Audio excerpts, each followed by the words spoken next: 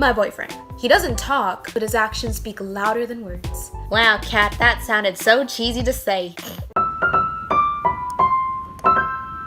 Hi, my name is Little Miss Cat and welcome back to my channel, and if you're new here, welcome as well. My boyfriend is not your generic boyfriend. He doesn't play sports, nor does he have interest in them, doesn't talk, doesn't get jealous, and is an amazeballs artist. Back to the never gets jealous part. He hardly gets defensive over me, and he doesn't really see me as territory. If anything, he finds the attention that guys give me a bit on the crude comedic side of it, because I tend to attract guys who are geeky, which is a nice way of saying they're socially awkward.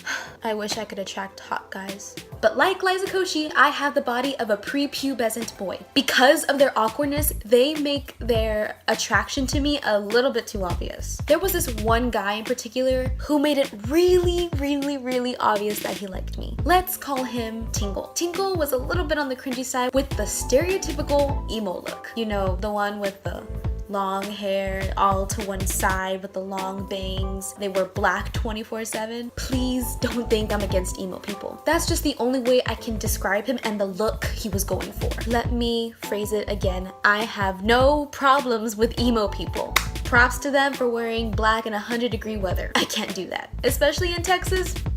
Also because the redness on my face will stick out more than the darkness that surrounds my epidermis and my soul. Don't you love it when I talk dirty? But epidermises, scientifically dirty.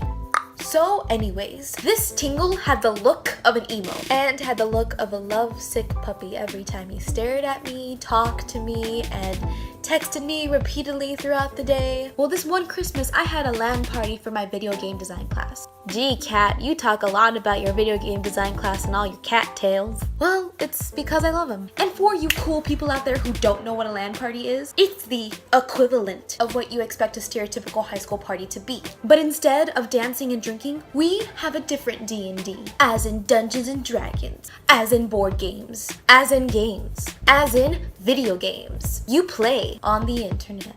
At this LAN party, we had Xboxes, Wii U's, regular Wii's, GameCubes, 3DS's, Virginity, and the main console of the story, the Xbox 360. Two of them to be exact, but we only used one. And we had 2 copies of Left 4 Dead 2. There's a lot of 2s in this story. I hope you don't get too annoyed. So a few of us go to my room, like 6 guys and 7 girls, or grills as I've heard us magical women be called. Except for me, cause I still look like a fetus. Puberty for me skipped the best part about getting puberty. I got acne, I got Mother Nature's curse to my bowels, I got a semi-growth spurt, but no boobs or butt. Still not ready to move on. Why does the sun go on shining? It's okay, I still got other assets, like intelligence. Then why are you on YouTube if you're so smart? Anyways, so because we had Xbox 360s, only 2 of the controllers were actually working. So we had to pair up in 2 because we were all Left 4 Dead 2. I told you guys there's a lot of 2s. T for 2, room for 2. I ended up pairing with one of my friends, and at that second there was an odd number of people. Remember, 6 guys, 7 girls. So sadly, my boyfriend was not paired up with anyone in the room. Except Tingle walked in and asked if he could play too. So guess who was partners with each other? My boyfriend and Tingle.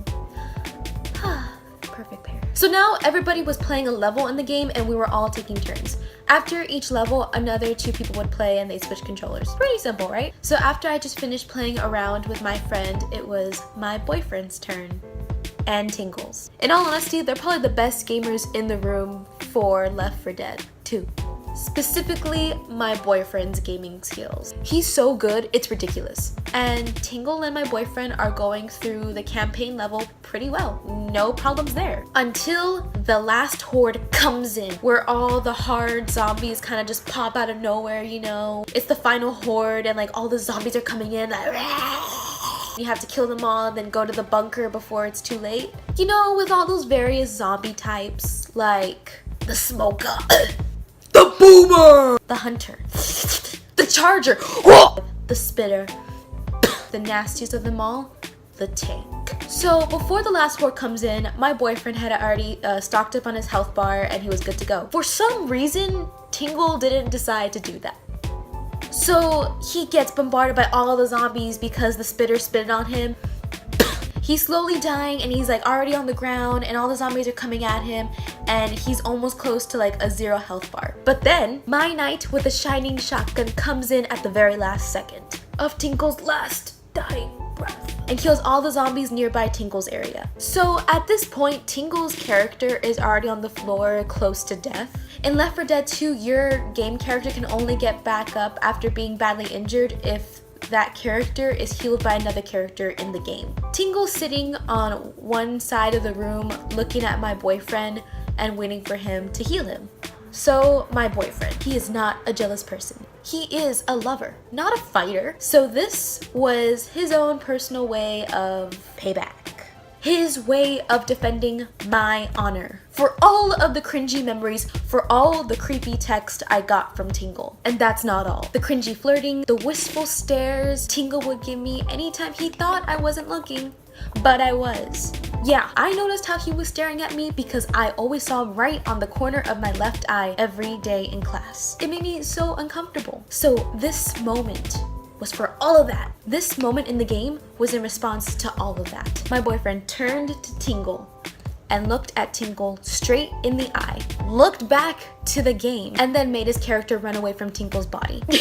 My boyfriend left Tinkle there on the floor. He literally followed the video game's title. He left Tinkle for dead too, and then went off to kill the zombies left over in the other areas.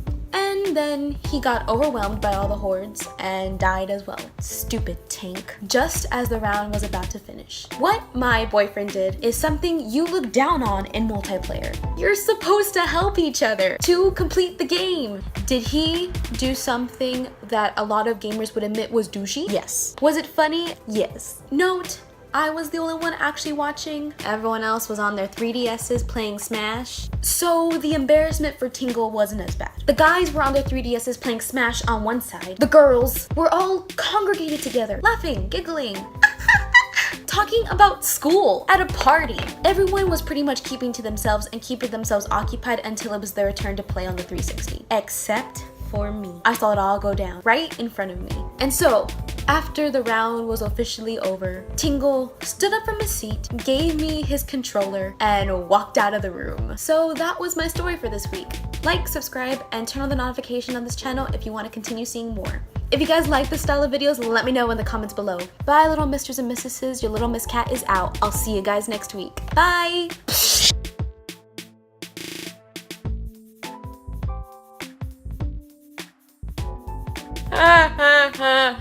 That wasn't funny. What the heck was that? You're so funny. The charger of Tinkle's last dying breath. I know you like these stories, don't you? I really need a pee.